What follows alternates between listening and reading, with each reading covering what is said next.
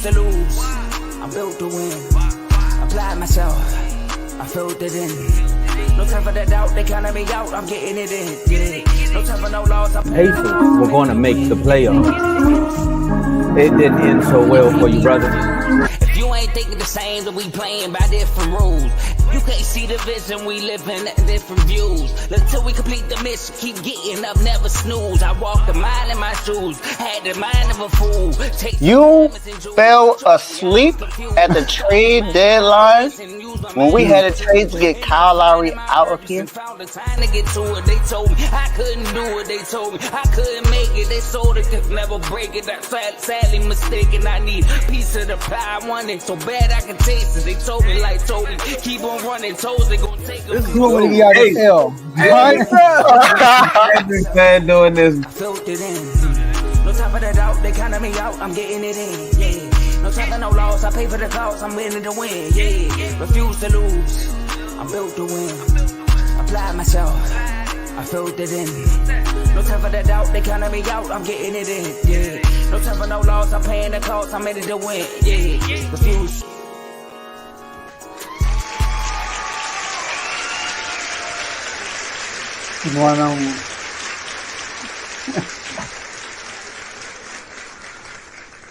What's up, y'all? It's Biggie Smalls opening the door. You gotta wait for the crowd to start your turn, right? Welcome to Refuse to Lose Sports. My name is Joe Jordan. I'm excited about this episode today. We got a good one for y'all. It's gonna be a very short one, not a long one. We only got two topics to really talk about. We gotta talk about the Warriors and the Kings meet again in a pivotal game, all right, which I'm not too excited about, but I'm kind of excited about it. And we got to talk about that 44-point blowout between the 76ers, right, and the Los Angeles Lakers. But before we do that, as y'all can see, Davey Dollar's not here. Mr. Get Done, Son Tomo's not here. But to fill in for both of them, I got my bro, my real bro, blood brother, J-Mo 6 Mil. What's good, J-Mo? What's up, bro? You already know it's always a pleasure to be here. Let's start the show. Hey, Dave Chappelle, with that. We ain't trying to take no money from you. All right, calm down. All right.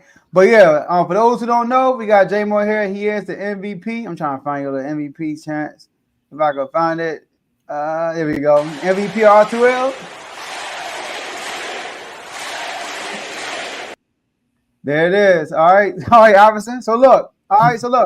Before we get started, like I said, we have a lot to unpack. But before we do that, make sure y'all like this video on 3 different platforms. We are streaming this on X, aka Twitter, Facebook, and YouTube, of course. Share the video on all 3 platforms so that people can come on and watch with y'all live. Subscribe and follow if you haven't done that yet. Use the comment section. We can see all the comments I will be putting out throughout the show. Shout out to Dave and Tomo in the comments. You know, they not here physically, but they here with us. All right, in the comments. So use that comment section. We're going to throw them on the screen. All right. But any super chat that comes in, we're going to pause everything we're doing. Hold up. Throw the super chat on the screen. Stop what we're doing and read it out loud because we appreciate all the donations and the gifts. And last but not least, enjoy the rest of the show. So, J-Mo, first topic. We got to talk about this game that's coming on tonight. All right. I forgot what group it is, but Warriors and the Kings are in the same group. Warriors are 2-1. They in the same group with like Minnesota, the Spurs, Kings, Warriors, right? And OKC. The Kings are undefeated in that group. They beat Minnesota Friday. And the Warriors are 2-1 in that group and then they gotta play the Kings tonight. All right. And basically the winner of that game at 10 p.m. wins the group. If Minnesota has something to say about that as far as the point differential, right? So, J-Mo, who wins tonight? The Kings or the Warriors? Okay, well, I mean, it's 2 pretty even teams. I mean, when you talk about the makeup of the teams, the way the teams operate, they both have one star who does majority of the work as far as like identity of the team, points scored, and giving your team a chance to win. You know what I'm saying? So I think they're pretty even as far as that. They both got great coaches.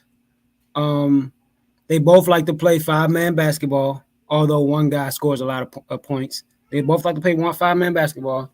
Now, I think this is Draymond's first game ever since the chokeout, the suspension against Rudy Gobert and the Timberwolves. But normally when a guy like Draymond comes back from suspension, it gives the team a boost of morale. They get hype or whatever. But the Warriors have been doing this for so long, like they don't have that same rah-rah or moxie that they would have 3-4 years ago if Draymond came off an injury, especially against this team. The Kings are not scared of the Warriors.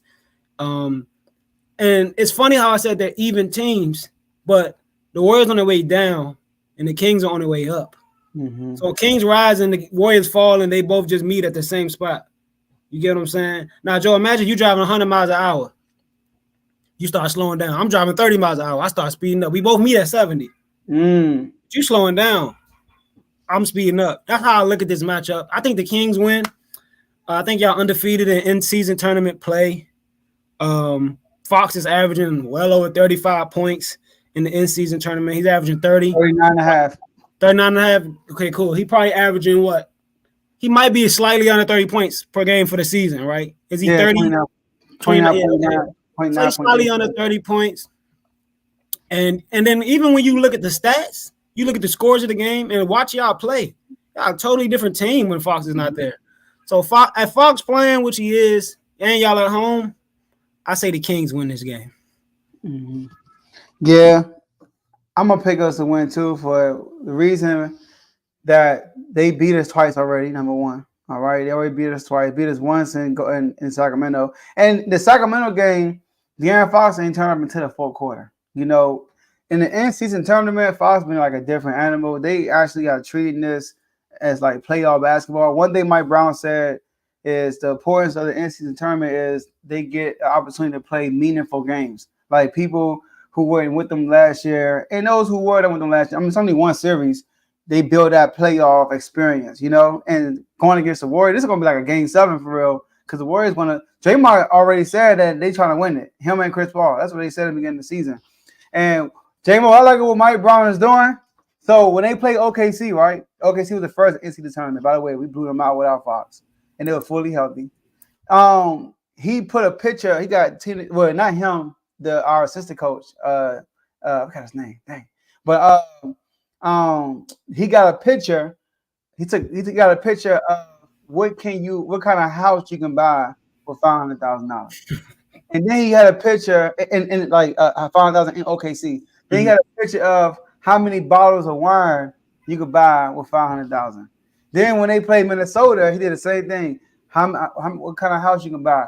How many people you can give to, as far as food wise, with $500,000 for Thanksgiving? How many people you can give to, as far as Christmas, for $500,000? You know, like basically selling the vision of how important $500,000 is. You know, so when you watch us play, we like these dudes playing to the end, like they trying to run the score, like he's actually preaching that, like he's preaching like, man, don't stop.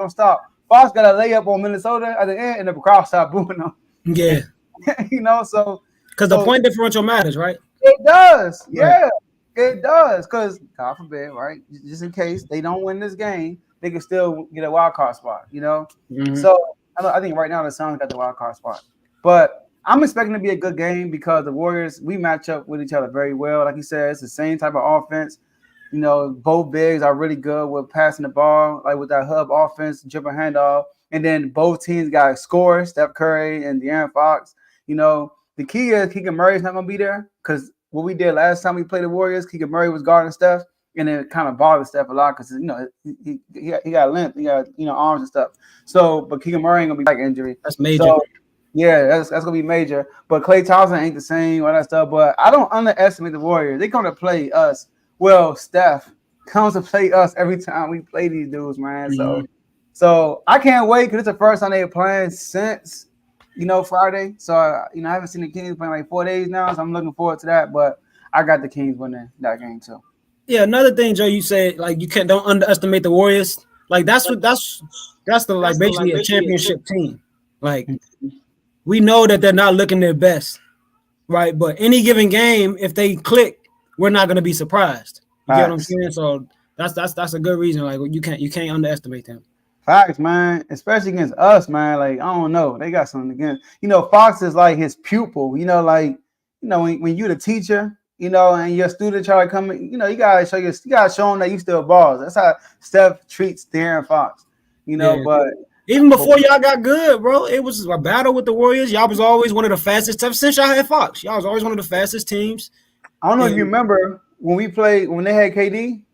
All 4 games was ended with one possession, and then people were like ESPN. Stephen A. even said that he was like, I know they'll be the favorite, but they don't want to see the Kings in the playoff. Like everybody kept saying, like we're gonna play them tough because it's a rivalry. It's like an hour and a half apart, So I'm excited though. It's like a little college atmosphere, so it's gonna be in Sacramento. They're gonna have the cowbells and all that stuff. Yeah, looking forward to it. like the big.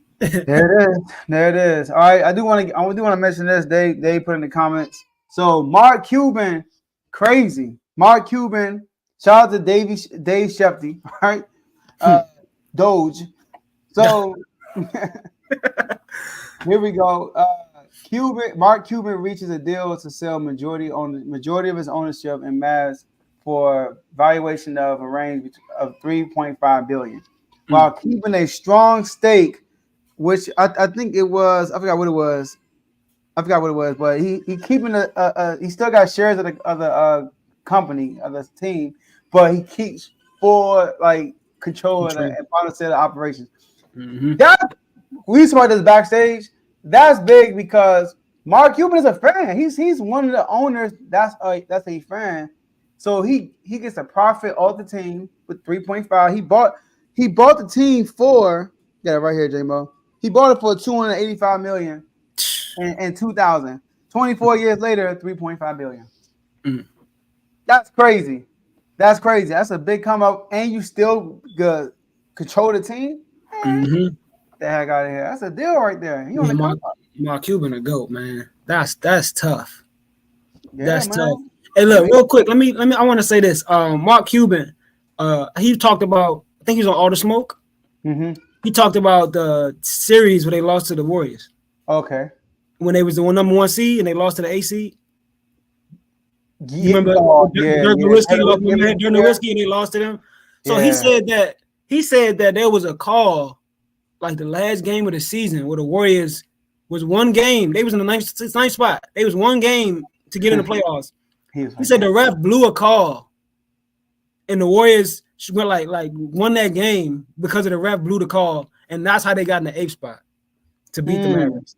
He said, I can't remember too many details on it, but I think that's crazy. Like one call, and he remembers that. You know what I mean? Like a guy like him will bring. Nobody remember that, but. Like you said, he's a fan. He's the owner. Yeah, that's a good point. And they always talk about how the away players love going to play in Dallas because they got food out for everybody. Yeah, that was on All the Smoke too. How they said like his mindset was like, hey, if we could do it for our people, we could do it for the away team because he heard stories about other owners not treating their players good, and he and that's smart. Like free agency coming around, they're gonna be like, oh, they're gonna remember that buffet. I'm telling you. They said either win or loss. If you win or lose, you get that. And he said they used to get plus towels, but they kept stealing them.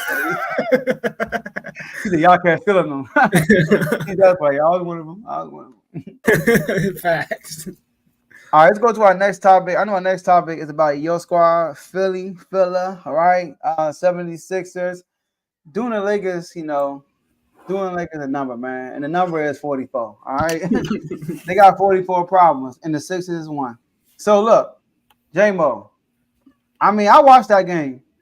Y'all did have a 20-point lead early, but then they knocked it on 13 at halftime, and then y'all got it back up, but then they kept standing at under 20 range, and then in the fourth quarter, walk up. So, I'm gonna kick this one off, right? You went first in the first one. Gotcha. So the Lakers, should they be concerned, like highly concerned with this L? Now, let's recognize LeBron James, the only one with 39,000 minutes in NBA history, right? First person to ever do it. Sadly, because on the night he did that, he suffered his worst loss in his NBA career, all right? So great job for handling that, J-Mo. I know you probably take pride in that in the future. He's arguing any LeBron James fan. Man, we give him his words. Oh, you can always say that. So I don't think it's panic mode because the Lakers, I mean, they are playing for the playoffs. All right. I will say that. The Lakers also have a lot of injuries. And then Anthony Davis got killed by the national media. People in the chat about how Joel Embiid just went crazy. I'm not gonna put that on AD. When you play a guy like Joel Embiid, you're not gonna stop him, right?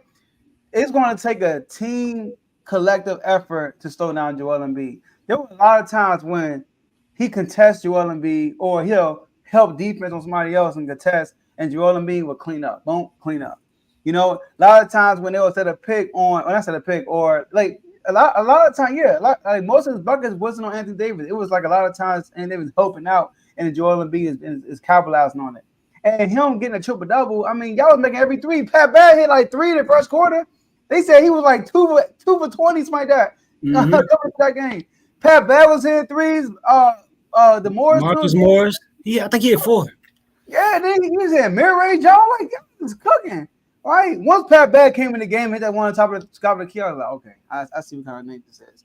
But AD started off aggressive. Like he was like in the first quarter, he had like 6 points easy. He got a layup on Embiid. He had 2 mid-range jumpers.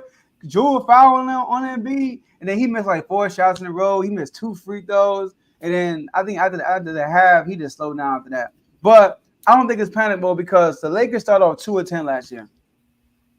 After starting 2-10 last year, AD missed some games. LeBron missed a ton of games. Like climbing to the play-in, get out the play-in, and they made it to the Western Conference Finals. So I don't think the Lakers are concerned. They are concerned when it comes to winning. I think Zach LaVine's gonna get traded to the Lakers. I just got a feeling they're gonna find a way to get Zach LaVine. You know, I don't think it's gonna matter. I think they still won't come out the West. But if I'm a Laker fan, I wouldn't be too worried because in the NBA we playing today, 44-point wins might happen. It's gonna happen because of the 3-ball. It's not like they were not hitting shots and y'all were hitting shots. No, y'all were playing great defense on them. Like in the first half, y'all was shutting them down, and then they went on a little run at the end of the second quarter. But y'all was hitting every shot too. Y'all were on that night. That was y'all night. Maxey hit 2 early threes too. Then he pulled off like a logo. I'm like, all right, bro. He was feeling it. So I'm gonna say no panic mode for the Lakers right now. But they do got some things to fix and some players to move, like D'Lo. Yeah, I don't know, man. Panic is a strong word. Oh yeah, yeah. Remember Bron at 0 rebounds. Yeah, right. That's effort there.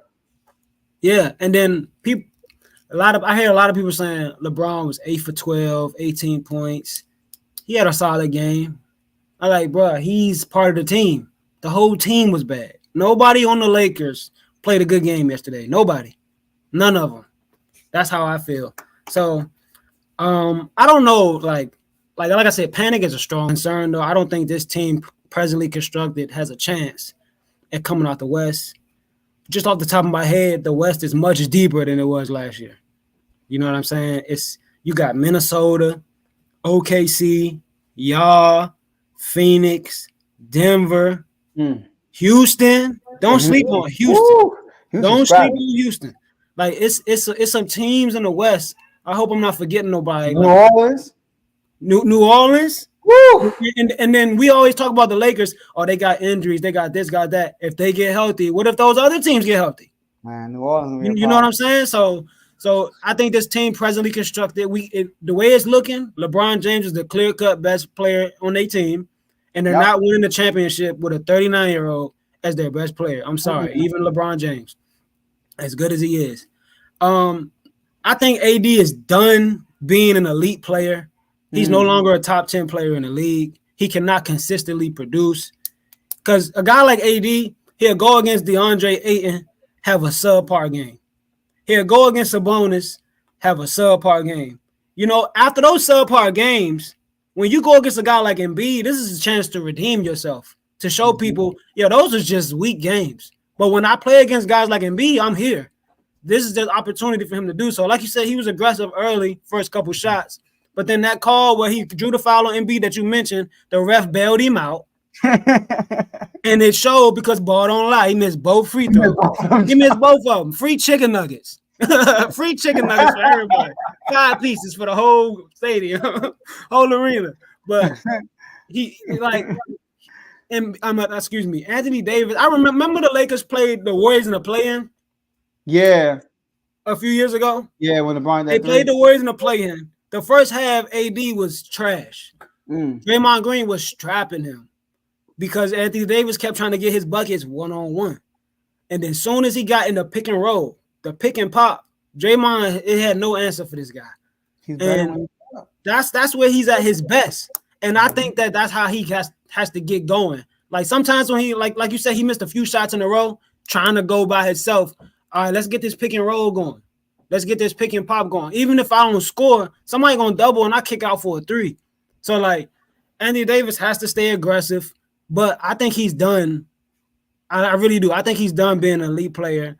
I can name 10 players, maybe 15, easy that I would take over AD, especially starting the team. We expect so much from him, and that's why he just looks so bad. And he's turning the Bam Adebayo. Oh man! And I'm sorry, it's no diss to Bam, but when the Lakers went and got AD, they thought they was getting the next guy to take over the franchise after LeBron. They didn't think they was getting Bam Adebayo, and that's like I said, no offense to Bam, shout out to Dave, but that and you think I'm lying? AD is 21, 12, 3 assists, 54% from the field with 2.8 blocks. Bam is 22, 10. 3 assists, 52% from the field, and 1.4 blocks. So, AD, as good as he is, there's no way he should only average 21 points. He should be the leading scorer on that team. The Lakers, they last. I looked some stats up, bro. They last in second chance points per game. Mm-hmm. They last in second chance points allowed. Mm-hmm. They allow people to get offensive rebounds and go back up. That's like this the crazy part, Joe. They're 4th in field goal percentage, but they're 3rd to last in 3-point percentage. I'm not surprised with freaking everything yesterday. They 3rd to last in 3-point percentage, but they 5th in attempted threes. Like so, I understand. I understand they playing for the playoffs, but the playoffs can start now. The playoffs can start in 3 months. This team currently constructed. Is not winning at all. I don't think they have a chance at winning at all. So they got to make a move. Hopefully that Levine move that you're talking about can spark some energy into this team. But especially the way AD be playing, man, I know it brings the morale of the team down. He's so up and down, man. He's supposed to be the guy. He need to take a minimum of 20 shots a game. Minimum, J-Mo. So look, against Cleveland, the game before, he had a season high, 32 points, took 20 shots. Yesterday, he was 7 for 14. He took 14 shots, but he probably took like 8 in the first quarter. And after that, he disappeared for real, and he had 17. Listen, on one of my episodes on the Joe Jordan show, I already said, I'm not expecting nothing from AD no more. I'm not going to be like, AD got to do this. I'm not doing it no more. Mm-hmm. Like, here's AD in a nutshell, Jimbo. So if I'm trying to build a house, right? I'm trying to get an example off the fly. If I'm trying to build a house, right? You try to build a house, I'm trying to build a house. All right? Now, there are going to be days when, let's say days that I probably work on the foundation. I probably, work on it tough one day, and then I take like 4 weeks off. Mm-hmm. And then when I come back from 4 weeks, right, I kind of got to start all over again, but I go hard. Then that's over and over again. A whole year goes by. You look at the numbers, totality, it looks good. Like, dang, Joe, you did this much work, blah, blah. But it wasn't consistent, so the house never got really built. Mm-hmm. That's how AD is. AD, you look at his numbers in the year, you're like, oh, yeah, it was 28 and 12? He lost his stuff. Yeah, he averaged 28 and 12, but he had 32 yesterday against Cleveland, against 2 bigs. And then you go against the guy, and you only had 17 points. And in the game before Cleveland, you had 10 points. It's like he's a roller coaster. He's too up and down for me. So how much he had against y'all? He had 9. LeBron James built like 6,000 games without getting under 10 points. And he's still doing it. The man broke his ankle, came back in the game just to get 10 points. This man had 9. Like, come on, AD. Like, for real. Like his motor, he's not motivated. You got to be the greats are motivated long term. He's not motivated throughout the whole season. He's not engaged. He's not an alpha. That's what it is. He's not an alpha. But the Lakers, they need another playmaker other than LeBron James. Yes. Because like you said, and you said it before, AD's best years is when he had a setup man. When he had Rajon Rondo went over there, Tariq Evans. When he had Tariq Evans, that mean he was balling. Oh my God. You know, when he got a setup, when Rondo with the Lakers, when they won a championship, him and LeBron. When he got a setup, man, he's like you said, when the pick and roll, he got the midi, he could go to the cup. And he hit the 3. So what's the name was better than D'Lo at that? Schroeder. Yes. Schroeder was better than D'Lo. Yeah, he's very he's nice on the pick and roll. And we got the same B-Day, born the same year. Shout out to Dennis Schroeder. Okay, let's get it. All right. Biggest comeback in NBA history. But man, I'm telling you, bro, like he need to set up, man. And I like Gabe Vincent, maybe what we saw in Miami is an aberration. Because at the end of the day, we gotta remember where he came from, you know. So he's undrafted, but he was really good with Bam in the pick and roll. I saw that last year in Miami, but so far he's not looking good with the Lakers. I know he's hurt right now, but D'Lo, man, he looked to score too much to me. Yesterday, he just wasn't there. I didn't even know he played yesterday for real. But yeah, he need a setup guy. I don't know. All right, enough. So I know Fofo, you know, he got a 44-point lead over these guys. Point victory. 76ers, right? 76. So why don't J-Mo? So we're gonna be all script with this one, all right? Mm-hmm. We about to just, you know, for those who know about it, kick the bobo. All right, you feel me? Right, with 76ers, all right? Some people know it as chew the fat. There it is. All right. So look, J-Mo, first I want to start off by asking you this, all right?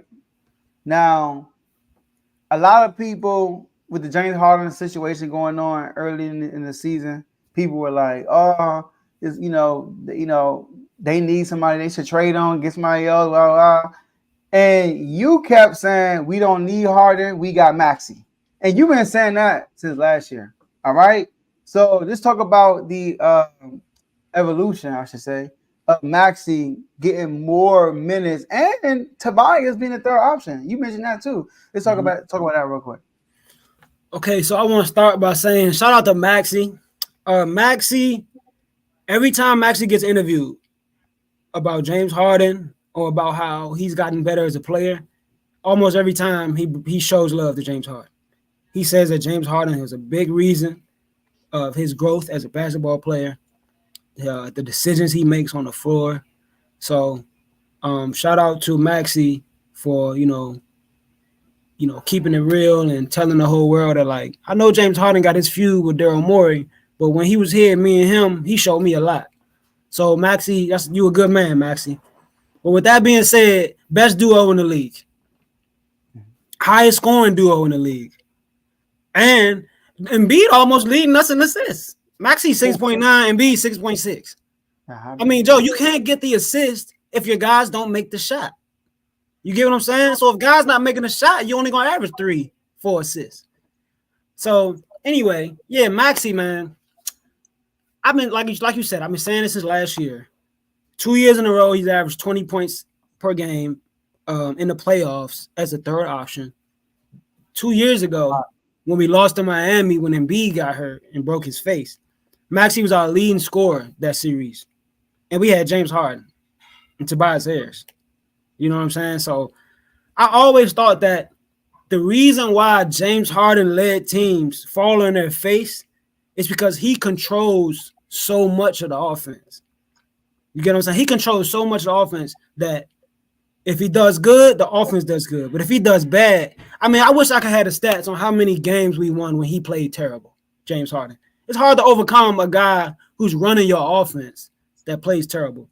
Mm-hmm. So I've been saying, like, I feel like we can be just as good without Harden that we are with Harden. I always felt that Tobias Harris was lost in the sauce when James Harden came over there. He's really turned into a catch and shoot guy. And then him and Embiid, with Harden and Maxey on the floor, him and Embiid can't really coexist because they both like the mid range, the mid post. So with James Harden gone, the ball is moving a lot more. Embiid still has a huge usage rate though. Embiid still has a huge. It's a lot of our offense where he get the ball, try to set stuff up, the double team will come, pass it, and get it right back. You know what I mean? So a lot of the offense is that, but the ball is moving a lot more. Embiid has so much confidence in these guys. When he passed the ball, they shoot it. And that's how I kind of feel like with Jokic sometimes too. You watch Denver play, they shoot when he passed the ball. You know what I'm saying? Sometimes they don't even be open for three, and when they catch it, they'll shoot it. It seems like they shoot it just because Jokic passed it to him. So that's how. Yeah, that's how I feel like with Embiid. Like when Embiid passed the ball, they shoot the ball. I can't say enough about the Kelly Oubre pickup. I mean, he ain't playing right now. Defensively, he's a big pickup, bro, for our team, man. Because Tobias Harris, he's aggressive, but he's not explosive. He's not athletic, and I don't want to sound like I'm criticizing him, but he's a little soft, man. Sometimes he try to go to the basket, he barely gets off the ground. He try to draw contact, and he falls away from the basket shooting layups versus going to the basket shooting layups. I remember Dad used to always tell me when I shoot the layups, don't go to the backboard, go through the backboard. Mm-hmm. Sometimes Tobias, he can get knocked off his course because he's not strong. He's not explosive. And I feel like with Oubre coming in and out the game and him and Tobias replacing each other, it's a nice mixture of both. Tobias are getting that mid-range pull-up, you know what I mean, do a soft little hook shot. Oubre trying to go dunk on you. Oubre catching and shooting. Oubre slashing. Not to mention the pickups of Robert Covington, Nicholas Batum, Marcus Morris, and like I said, the signing of Oubre. With those four guys alone, those are the best defenders that we've ever had on the wing, besides Ben Simmons. Like we've never had a collective unit of perimeter defenders. We've always had Ben Simmons and Robert Covington. And then when Robert Covington left, we just had Ben Simmons. And then you bring Daniel House in, but Daniel House gonna score 2 points. PJ Tucker was playing good, but he scored 2 points. You guys played 2 minutes to score 2 points. I'm sorry. Oh my God. How valuable you think you are to the team? You're playing too many minutes to score 2 points. Mm-hmm. So Nick Nurse got these boys balling. It's funny, they brought in the doctor the whole time. We just needed a nurse. Like he was trying to what's wrong with it, you know what I mean? They try to run surgery. We just needed a physical. You know what I mean? But yeah, man. Nick Nurse wants Maxey to be more aggressive. He said people think Maxey shoot the ball a lot. They want him to be more aggressive. Nick Nurse, and that's another thing I like about Maxey, bro. He's unconscious. I watched the game and B go to the bench. Maxey will shoot 8 times in a row, Joe, and only make 2. Hey. But on that 9th possession, guess who got the ball? Maxey. Maxey's unconscious, and that's what you need in a star player. And when you're a star player, you have short-term memory. Mm-hmm. You forgot about that last play. So, yeah, man. Shout out to Paul Reed. My man Paul Reed got some of the biggest pressure in the NBA. He's the replacement of the MVP. So it seems like it's a major drop-off when Embiid go to the bench. But Paul Reed don't do nothing but come in and do his job. You playing great defense, so. Great, always been a great defender. Shout out to my man Paul Reed. Mm-hmm. It was one play, LeBron James got the ball on the wing. And Paul Reed was on. He started dribbling to me last. I'm like, bro, you ain't got no back. He's all right. Come on, call the pick. Like, I can't get back. So, all right. So yeah, y'all hooping, man. I mean, I feel like y'all are better like this than with Harden, because in the playoffs, when Harden was there, especially after he had those games, Embiid wasn't as aggressive as he should have been. You know, he deferred to Harden too much to me. All right. So, but let's talk about the playoffs. Okay. Now in the playoffs, J-Mo, you got 2 teams in your way, Boston and Milwaukee. Everybody else in the East, y'all feel like y'all can handle. some will say Miami Heat in y'all way too. You know, so let's throw Miami Heat in there for the sake of it. You know how I feel about the Heat, bro. I'm sorry. So in these three teams, right? Do you like which 1, 2, or 3 of these three teams you feel like Philly can go past? You know, and is there a team that you feel like they just, you know, it's gonna like y'all probably can't take them out? No, I think we can beat anybody in the East. Okay. I think that like when Damian Lillard went to the Bucks, I ain't gonna lie, it was like, whew. But you know, you watch them play, they don't play defense. They don't, and because they don't play defense, Dame can score 35. Maxey gonna have 34. Maxey gonna have 34. Dame can't check Maxey. So, and then the Celtics, man, every year they say the Sixers can't get over the hump. The Sixers can't this. Every year the Celtics shoot themselves in the foot. I mean, they got the best team in the NBA for the last 2-3 years and fall on their face. And when I say fall on their face, I mean like they lose in terrible fashion. Yeah. I don't care what nobody say. That Heat series, they lost in terrible fashion. I don't care how close it was. 7 games, they lost in terrible fashion. They went down 3-0, and they had the best player. Coming into the series, everybody would say Jason Tatum is the best player in this series. No. And not only is he the best player, the Celtics was the best team. And they fall flat on their face. So they went to the finals against the Warriors. They fell on their face. When they lost. Tatum had like 89 turnovers. He ain't nothing. I like 22, something like that. Shooting so like 40%. Yeah, man. So I think that with these new defenders that we got, you know, Robert Covington's back. He was first team all defense when he was with us years ago. Robert Covington's back. Marcus Morris, Oubre, Batum. We got some 3-and-D guys that can guard Tatum in them. And now we got I like the scheme, this defensive scheme that Nick Nurse is putting on the team. And we a much faster paced team. We moving more at the pace of Maxey. Yeah, we moving at the pace whoever the ball handling, and that's Maxey right now. And I like how Embiid getting the rebounds and pushing them in on the fast break. So now somebody got to stop ball, and it can't be just anybody. Embiid pushing on the break. Joe, if Embiid pushing on the break, Jaylen Brown can't stop ball unless he's ready to draw a charge, which most people are not prepared to do. So that's why Embiid can run the break like that. So I don't see no team that we can't beat. You know, now do I think we will? That's a different question. I gotta let some of the season go on a little bit more, but I don't see a team. I don't see a team we can't beat. Like if he was to match up against any of these teams in the East, I'm not like, oh man, we gotta play them. So yeah, I'm not losing sleep regardless of who we matching up with this year. How I look at y'all is this: if y'all play Miami. See, Miami, they're a very smart team. I feel like Nick Nurse is a better coach than Doc Rivers when it comes to like playing the right way for 4 7-game series, making adjustments, all that good stuff. Nick Nurse is a really good coach, in my opinion. And also, when it comes to look, the Celtics still in his connection. When it comes to the Celtics, my whole thing with the Celtics is the same thing we said about Tatum is what we say about Embiid. Because every time the Celtics play the 76ers, I feel like Embiid didn't give his all. I know I'm about to repeat this. You know what? This is what we're going to do, y'all. We're going to go into a quick commercial break.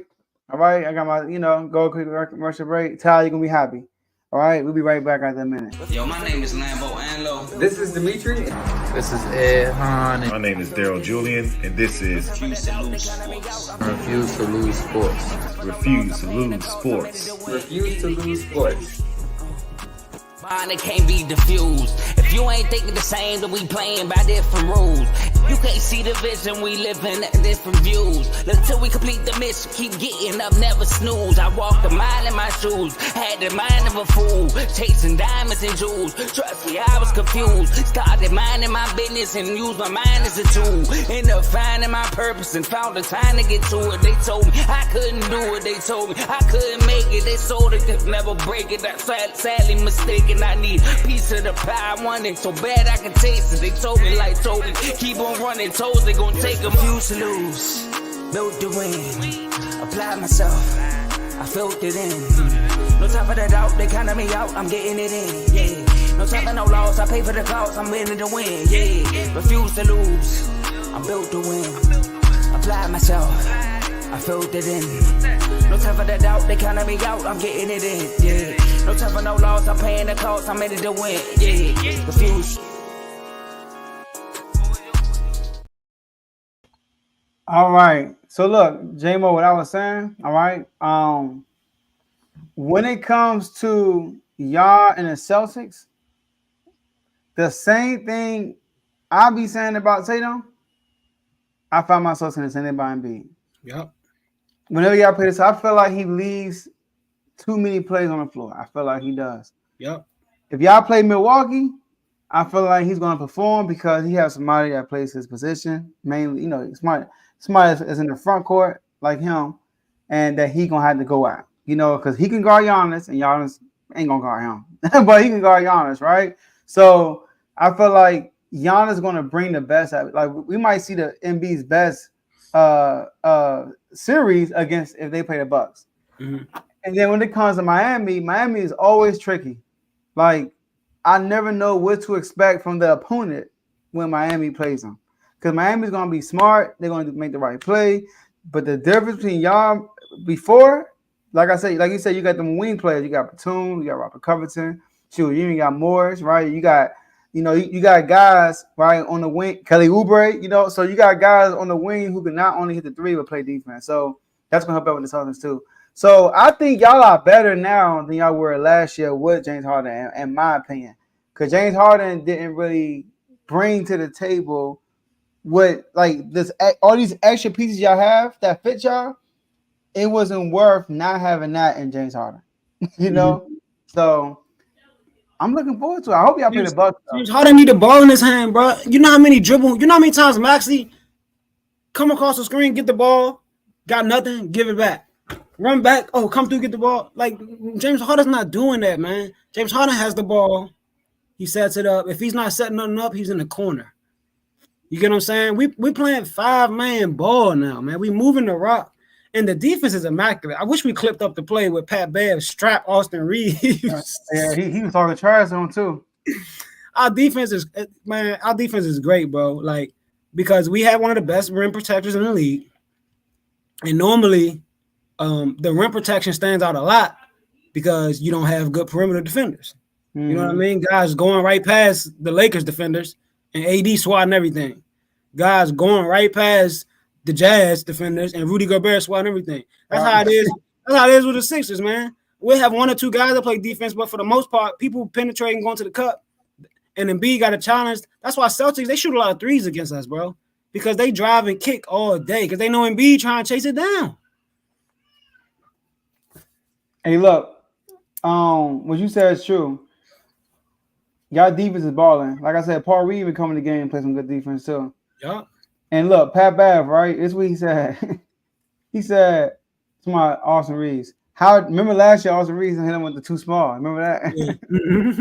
He said, how dare you come in Chicago in my hood and hit me with the too little and don't think that I'm going to come at your neck. So he said that. So he said, every time I see the Lakers until I retire, whatever team Austin Reeves is on, I'm on his A. Austin Reeves don't want that smoke, bro. That ain't got nothing to do with basketball. I don't know. Austin Reeves don't want that. He said because of what he did last year. He said every time I see the Lakers until I retire, or whatever team Austin Reeves is on. That's funny. He said every time I see the Lakers or whatever team Austin Reeves. That's hilarious. But yeah, so all right then, J-Mo. Yeah, man, we the best duo in the league. You can't Okay.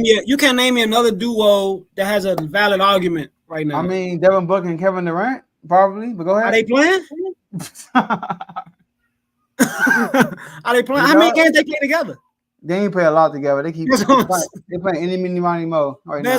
The best 1-2. It's some good duos though. You got them two. No, you got Brandon Ingram and Zion. You got who else you got? Still got the Celtics duo, of course. Celtics duo, Luka and Kyrie. I mean, you gotta count that, I guess. Man, you got my people Fox and Sabonis. Yeah, but I want to stay with the best duo though, because Sabonis ain't gonna match, like the other superstars. Yeah, that's what I'm saying. So has a cap. Now he's gonna have his games when he's gonna have like 32, 16 rebounds, 11 assists. He be doing that. Like when we play Pool, come on, Tomo. Pool and Kuzma. If you're gonna go to the circus, all right, Pool and Kuzma. But it's a lot of good duos. Best duo to hit the club with, maybe. No, for real. Probably though. Joe Pool party, funnest on the world, right? He party super fun. I do think the best duo though is if they fully healthy is easily KD and Book. I think it's KD and Book. Oh yeah, you could say like the two, yeah. But we talking about the way everybody playing right now. We the best duo. Right now I'm actually they haven't played enough games together for me to say that.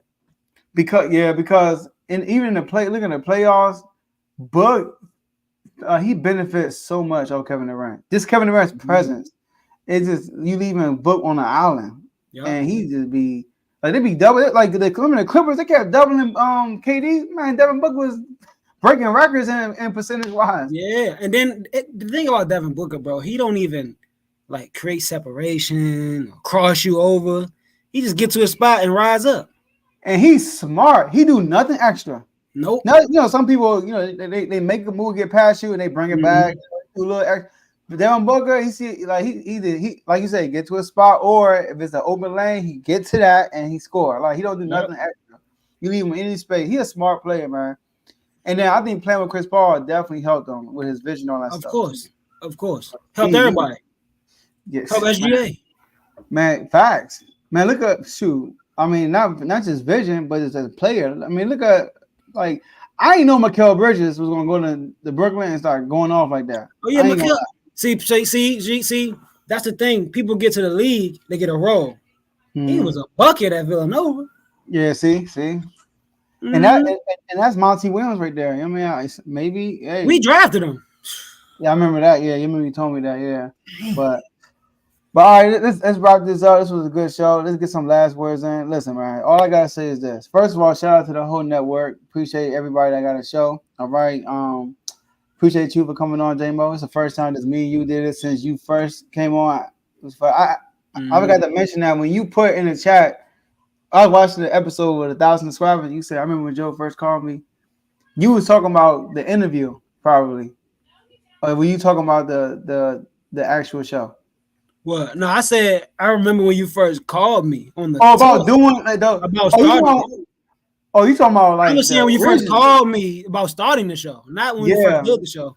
Yeah, I remember I called you and then I talked about something about you and Javon. You remember that? Yeah, that's what you talking about? Okay. Yeah, that's what I was talking about. Yeah. So, but you did your interview though, Yeah, I remember the interview. About Ben Simmons situation and stuff.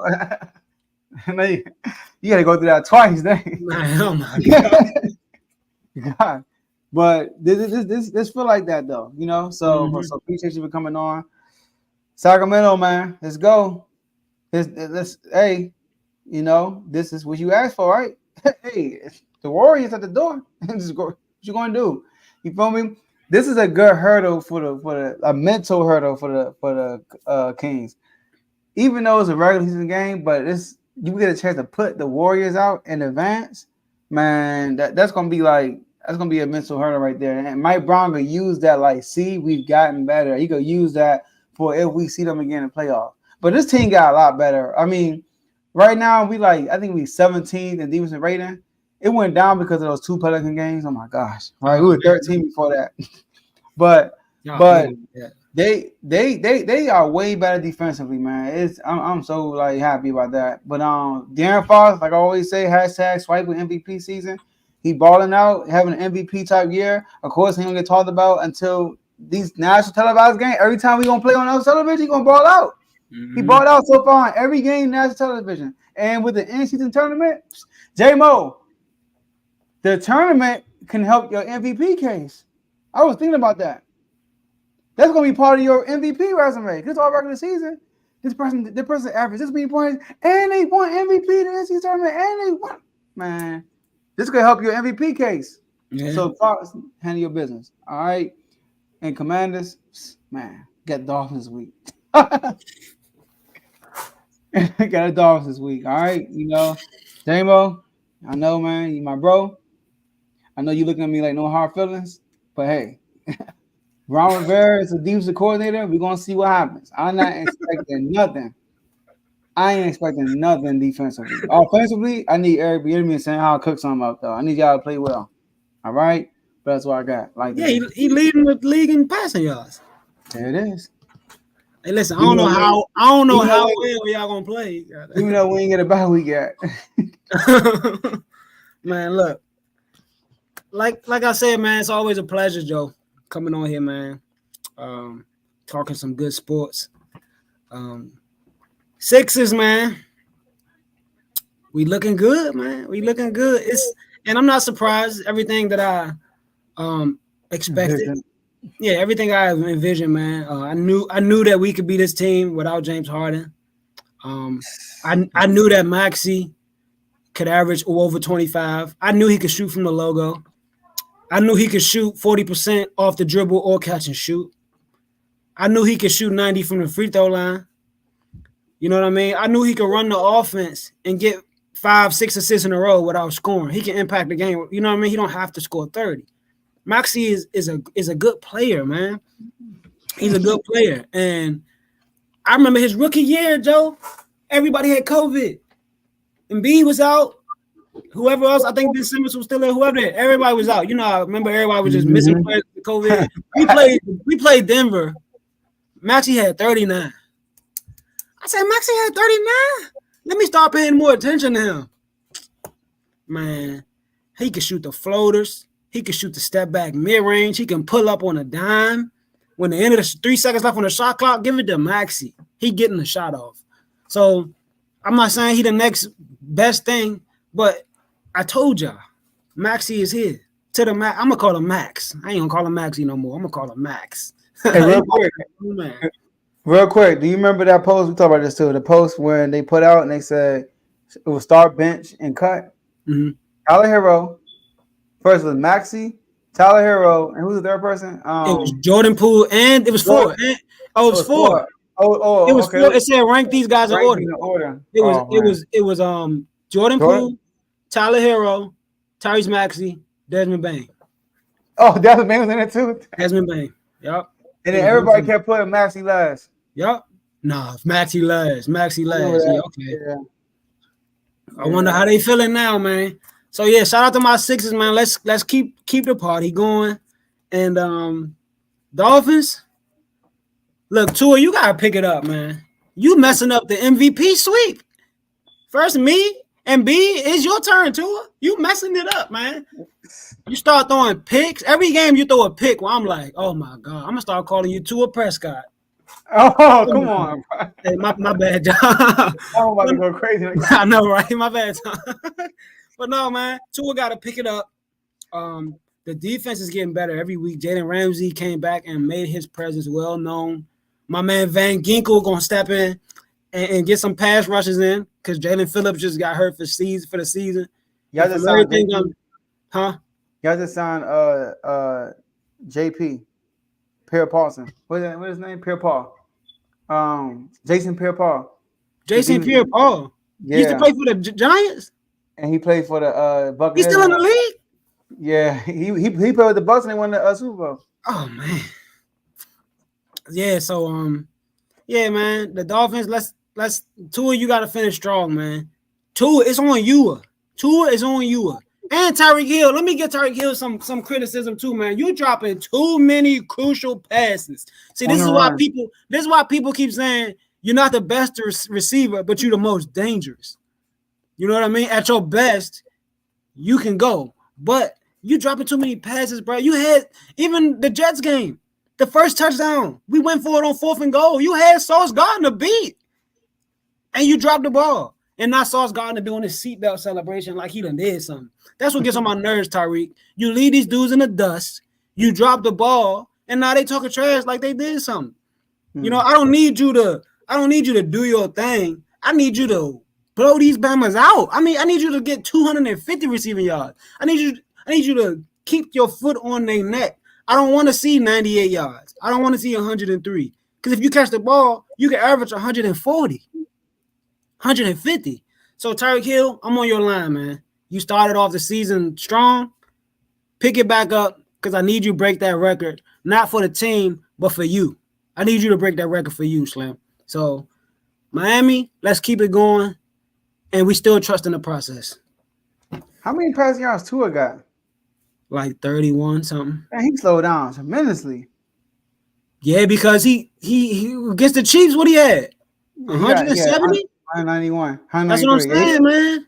Yeah, he got and somehow catching up with all those empty calories he throwing. He got a 3,177. So you know what I mean? And then they giving the ball to Mostert and what's his name a lot too. He got 22 touchdowns. He can still win MVP. He got ball out the rest of the year. Jalen Hurts got to lose these two. He got to lose to the 49ers. Bad. Yeah, Joe. If he ball out the rest of the year, that's cool. But who are we beating? You know what I mean? That outweighs the 3 good teams we lost to. Yeah. People probably gonna be like, man, he did that against all the starting teams. We got the Cowboys Christmas Eve. We got Baltimore, and then we got the Bills at the end of the season. Those are the only 3 games that I can. Yeah, Cowboys. That's perfect, Jimbo. Christmas Eve. Okay, the 49ers beat Eagles, right?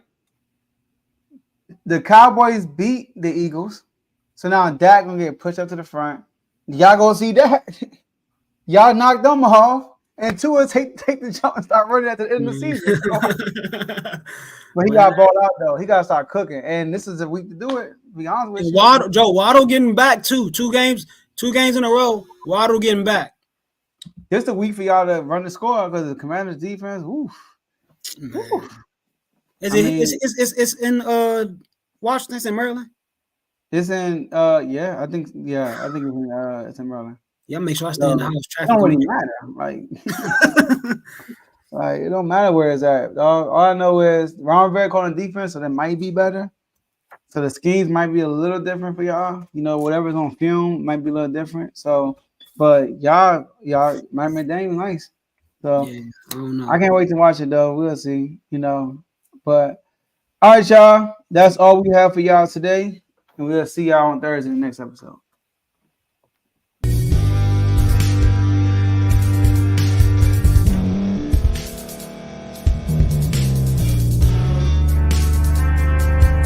Thank you for staying to the end. If you're watching this on YouTube, please like this video, subscribe, and also hit that notification button so you can be notified next time we put out a video. If you're listening on any podcast platform, subscribe and hit that notification button, y'all, so you can be notified we put out another podcast audio.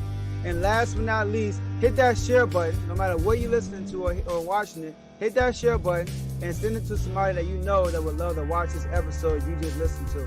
So once again, thank you for staying to the end, and we'll see y'all in the next episode.